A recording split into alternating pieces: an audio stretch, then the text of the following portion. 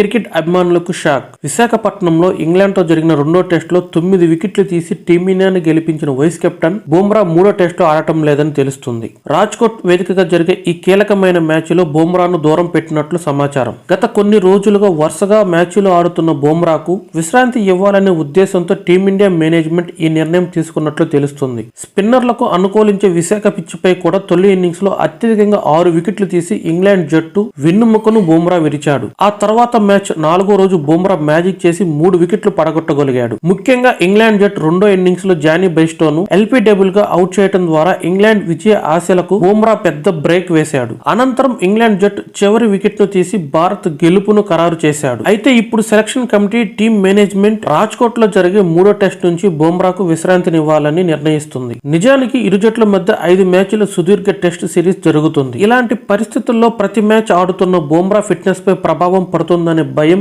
నెలకొంది. కాబట్టి చివరి 2 టెస్టులకు బుమ్రాను మరింత ఫిట్ గా ఉంచేందుకు తదుపరి టెస్ట్ నుంచి విశ్రాంతి కల్పించిందని తెలుస్తుంది. రెండో టెస్టులో బుమ్రా 2 ఇన్నింగ్స్ లో కలిపి దాదాపు 33 ఓవర్లు బౌలింగ్ చేశాడు. జట్టులోని మిగతా బౌలర్లను పోలిస్తే బుమ్రా వేసిన ఓవర్ల సంఖ్య పెరిగింది. స్పిన్నర్ కు అనుకూలమైన పిచ్చిపై జట్టులోని 3 స్పిన్నర్లు బుమ్రా కంటే తక్కువ బౌలింగ్ చేశారు. అంతేకాదు తొలి టెస్ట్ లోను బుమ్రా దాదాపు 25 ఓవర్లు బౌలింగ్ చేశాడు. రెండో టెస్ట్ నుంచి సిరాజ్ కు విశ్రాంతి లభించగా మూడో టెస్టుకు సిరాజ్ జట్టులోకి రావటం ఖాయం. అలాగే ఈ సిరీస్ నుంచి మహమ్మద్ షమి పూర్తిగా దూరమయ్యే అవకాశం ఉంది.